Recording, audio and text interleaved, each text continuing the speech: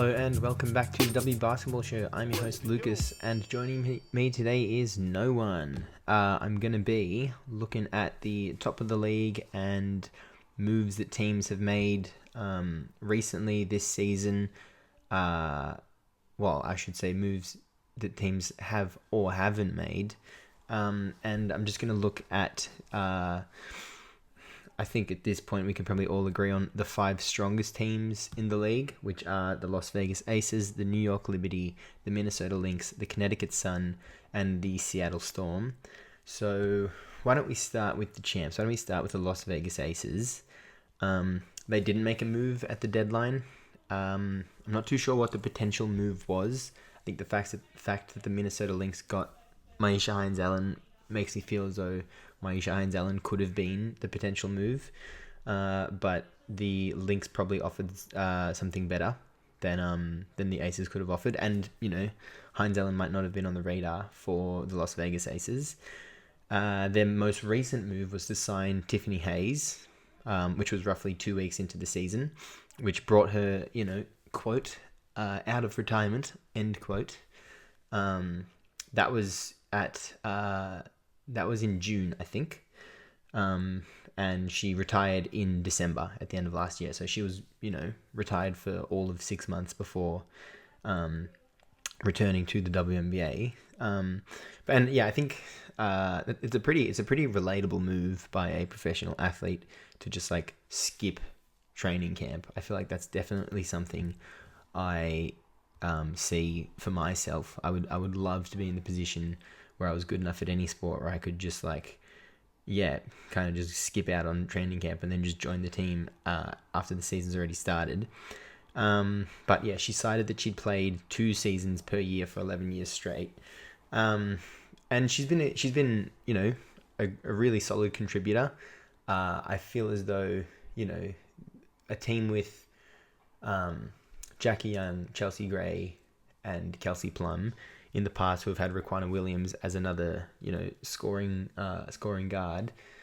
Probably, I think the writing was on the wall that they probably didn't need to add another scoring guard, but they went and did that with Tiffany Hayes, and she's been a good contributor, but I think the cracks are finally starting to show with the way they've built the roster.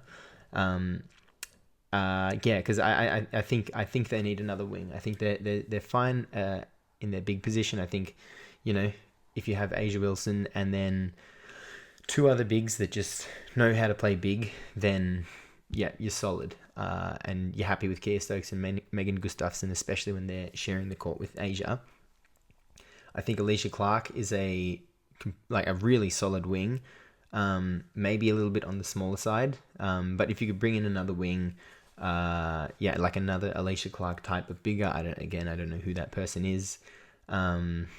Or even like a Myisha Hines-Allen who can play the 4, and she can't really play the 3. Or in the Aces system, she definitely wouldn't be. I couldn't imagine Becky Hammond wanting her to play the 3.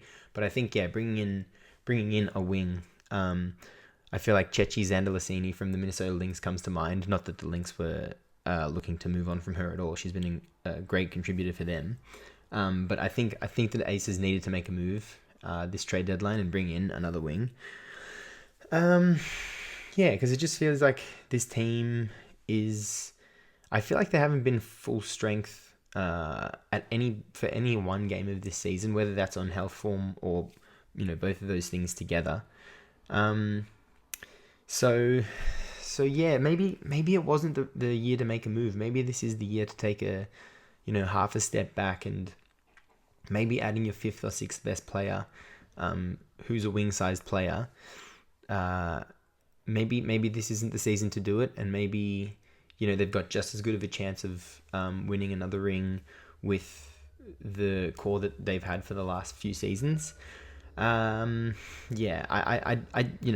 You can't count this team out because of their track record, and they have Asia Wilson and Chelsea Gray, which not only means that they have Asia Wilson and Chelsea Gray, it also means that nobody else has Asia Wilson and Chelsea Gray.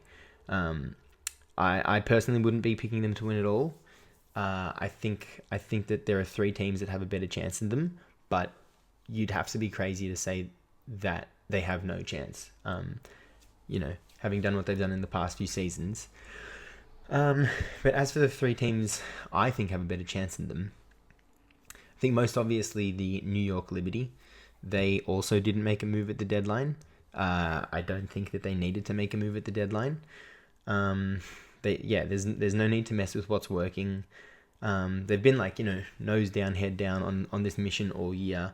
They look completely different to how they looked last season.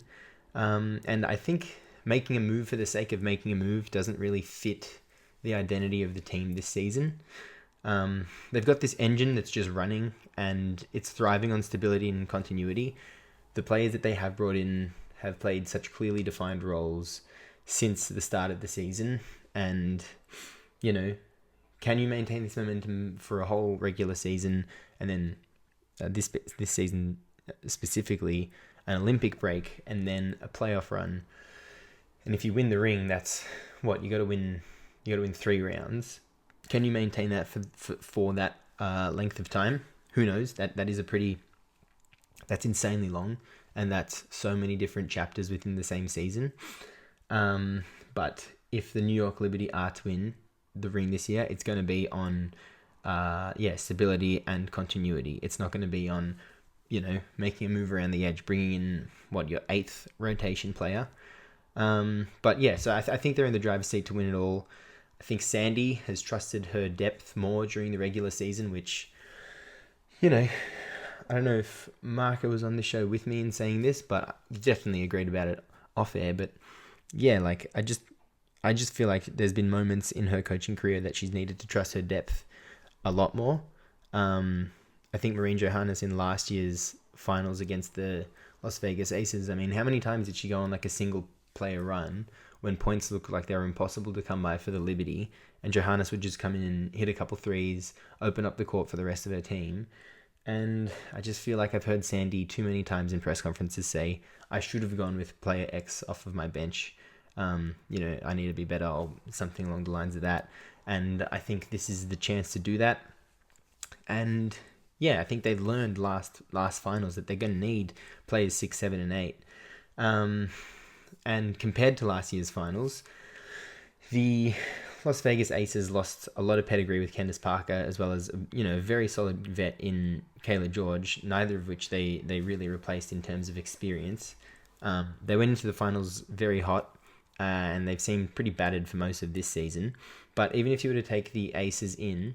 they couldn't have won the finals without Kayla George. I mean, she was the player they chose to start Game 4. She was the player that was the center to close out the series. I think she played, 30 minutes. To compare this Liberty team to... so let's take the 2024 Liberty and compare them to the 2023 Finals Aces. I think the Liberty, if they were to look as lackluster as they did in the finals last year, but with this new identity and these few new players, they probably turn the series into a 3-2. Aces still winning, but compared to how the Aces are looking this season, versus the Liberty, I would say the Liberty win that series 3-1 in the upcoming postseason. But I feel like you've read the same book over and over again as a New York Liberty fan. I would still hold some doubt if I personally was a Liberty fan, knowing that my team could just shit the bed. There's still enough time for the Aces to find form ahead of the playoffs, but I would say that the Liberty are definitely favourites right now. I think any other team probably, I would say it's too late in the season for them to not they won't be able to find form, but the Aces are different. Next up is the Minnesota Lynx, another team I think could beat the Las Vegas Aces in the upcoming playoffs, and I would say have a better chance of winning it all. They traded Sika Kone and Olivia Pupa for Maisha Hines-Allen. Saw her first game, which was it was actually against the Aces. Hey, and they don't really have another player like her on the roster, and she's just great insurance for Alana Smith and Nafisa Collier. And now Now the Lynx big rotation or their big depth is Smith Collier, Hines Allen, and Dorka Juhas as the backups. And I think maybe the Lynx saw that Alana Smith can get into foul trouble, and instead of trying to like address that, they can just bring in a really solid veteran and let Alana Smith play how Alana Smith plays for however many minutes that may be a night. And it means that, these two incredibly talented defensive bigs in Smith and Collier, it means that they can make a play every single possession.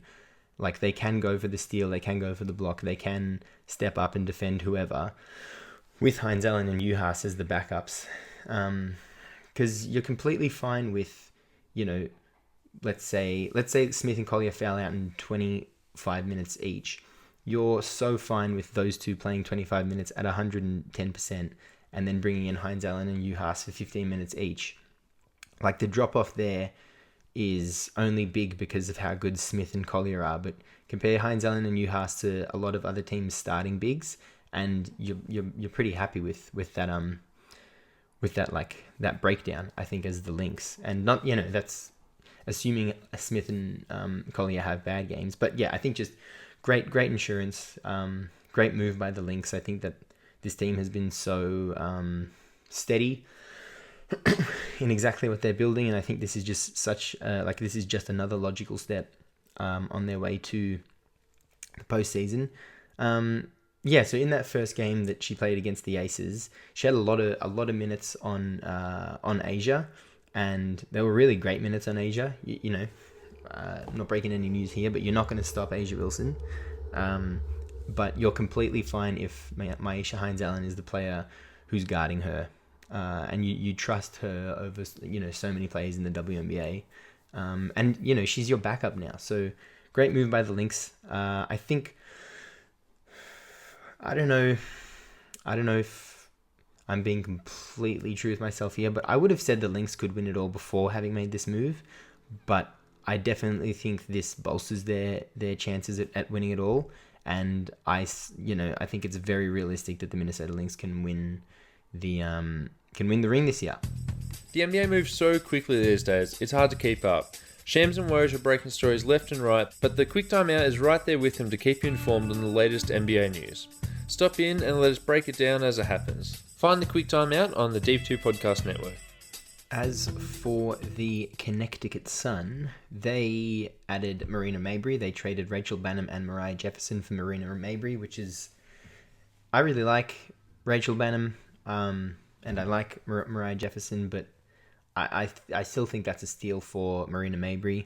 Mabrey cited a toxic culture at the Chicago Sky, which Dana Evans also mentioned, and I think Dana Evans even asked for a trade, but she wasn't able to get her trade honored. But yeah, Marina Mabrey got traded, and Connecticut were able to capitalize on her what would you say, her complaints being known, for only having to get her for this price. They didn't really cut into their rotation too much, but this is ridiculous now. The Connecticut Suns guard depth is crazy. I mean, first they have their bigs who they've had for years now in Breonna Jones, DeWanna Bonner, Alyssa Thomas, and then you got Olivia Nelson-Ododa coming off the bench. And now you have incredibly solid guard depth, with Tiffany Mitchell not even able to crack the rotation. But now you've brought in Marina Mabrey, who has moved to the bench. Tyasha Harris, who is an incredibly strong contributor. Veronica Burton, another great contributor. And Dejanay Carrington, who's just losing her mind this year. Like, she always looks like the second most threatening player, either behind or beside Alyssa Thomas, every time you put a Sun game on, and that's for both teams. She just plays like she's extremely empowered. Stephanie White runs an incredible offense and an incredible D, but yeah, she plays fearlessly. She's a player. This is Dejanay, who you want to be able to express themselves in a basketball court. You don't really want to put limitations on players that can get so much out of themselves, and usually those players end up being really streaky. I can't remember a bad game from Dejanay Carrington this season, or if maybe she was inefficient a few times, but she applied so much pressure on the opponent that now, Marina Mabrey is potentially a depth piece as they make a finals run. I think pretty weak on the wings still. I think from last season to this, losing Beck Allen is huge, massive. She's so good, and she was so deadly in their playoff run last year. Made such big plays against the New York Liberty. Was a big part in making the. There was a bit of a feeling that the Sun could have beaten the Liberty in their playoff series last year, and Beck Allen was a huge reason for that. And I think the Sun are really missing that wing this year. I'm not certain they can win it all. Great move, definitely, but I think that the league is so strong this year that I wouldn't put my money on the Sun winning it. Again, same deal with the Aces. They've won it recently enough, and with a very similar core that you can't count them out. You'd be crazy to count them out. But yeah, I think they. No, I wouldn't. I won't pick them. I don't think. Look, if I'm picking three of these teams, they're probably the third one. But I would say it's the Liberties to lose, and then if anyone's going to make them lose it, it's the Lynx. And then I don't think the Sun will win, although let's say they have a non-zero chance, as my colleagues at the Deep 2 love to say. Which brings me to my next team, the Seattle Storm. Buried the lead here, but I don't think they can win it all. They signed Gabby Williams following her silver medal campaign with France at the Olympics. She has played the last 2 seasons with the Seattle Storm. Incredible player, amazing defender, elite athlete, a very obvious floor raiser to what the Storm have been doing all season and over the past few seasons. She doesn't solve the team's issues, though. I think that Nneka Ogwumike and Skylar Diggins-Smith come with their own limitations at this part of their careers, and they aren't really able to make up for them with other parts of their game. So, yeah, I unless you bring in like a superstar, like Brianna Stewart, she'd look great in that Storm jersey. But unless you were to bring in a player of that caliber, I don't think it really. I don't think this team can win a ring. I actually don't think they can beat any of the other 4 teams I've mentioned so far in a playoff series. So I'm actually. It'll depend on seeding, but if this is the top 5. No, because that means... No, I've completely messed this up. Well, if they face any of these teams in the playoffs, I couldn't imagine them beating any of them. And there's a good chance that the Storm finish 4th or 5th. So I actually think that if that's the case, that the Seattle Storm don't even win a playoff series this year after bringing in, such superstars like stalwarts of the WNBA, who are on the decline now, but they still have that, that essence about them. So yeah, I think that's pretty disappointing, and I think that there were some red flags early on in the season. Well, let's say early on in the season, there were some concerns that you were like, new team, they just need time to get it together. Should have been looking at them as red flags rather than concerns, because they've never gotten those things together.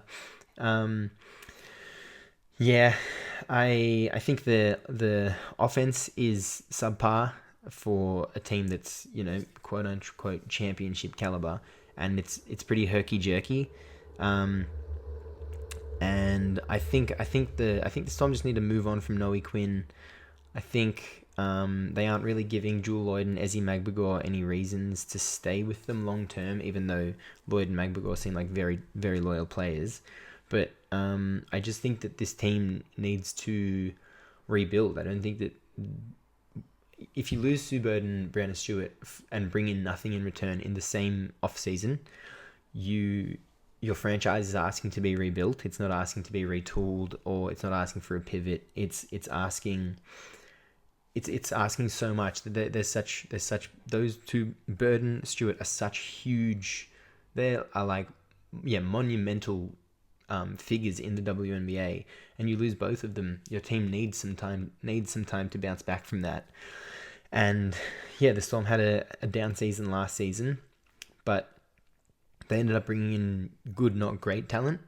And it's just time. It's just time for a new chapter in the Seattle Storm's history.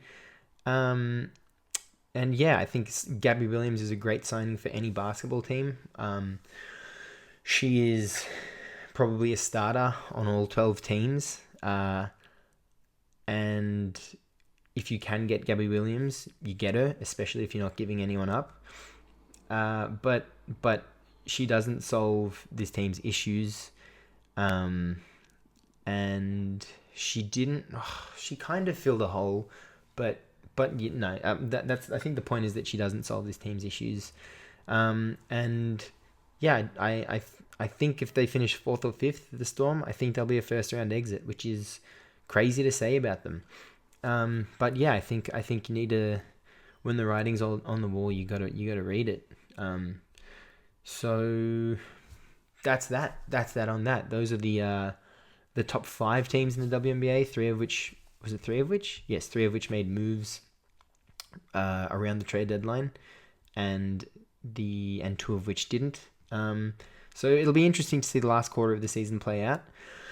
I would say it's the Liberties to lose. I feel pretty confident that they'll win it all. And I'm excited to see how the Minnesota Lynx go. Don't tell anyone, but they are my favorite team to watch. Even though I am just a diehard, long-time Seattle Storm fan now, but now going on 5 years. But I definitely enjoy watching the Minnesota Lynx play the most, and it's cool. It's cool when you a team you've liked for a few seasons is good. It's kind of a foreign feeling to me. For all of the sporting franchises that I follow. And when the Opals won bronze, I was like, it was like, oh, what the hell? You can support the good team? Like that's not something I'm used to. Anyhow, last month of the season should be great, and the playoffs should be unbelievable if this is how the regular season's going. And then those 6, 7, 8 seeds will be exciting young teams, and it'll be interesting to see those 6, 7, 8 teams, how they use these upcoming playoffs in next season, and to see the experience their young stars get, and how they'll put it together for seasons in the future. Because I think there's a lot of teams that can use that for good. I actually don't think... This could be another pod. This could be for another pod. But I think, I think the point is there are up-and-coming teams that won't waste the experience to play against any of these 5 teams in the postseason. And I think, the Minnesota Lynx are the blueprint there. They lost to the Sun last year, and they got better for it. That's cool. That's the end of that one. These solo ones are quite fun. They're quite interesting because, we're sitting at around 24 minutes now, and it's the same amount of talking as I would have done on a 48-minute podcast. But on a 48-minute podcast, I'm like, cool, that's the end of a pod. But at the end of 24 minutes, you're like, oh, God, I still have, half a pod to go. But that is how maths works, my friends, and I already miss you.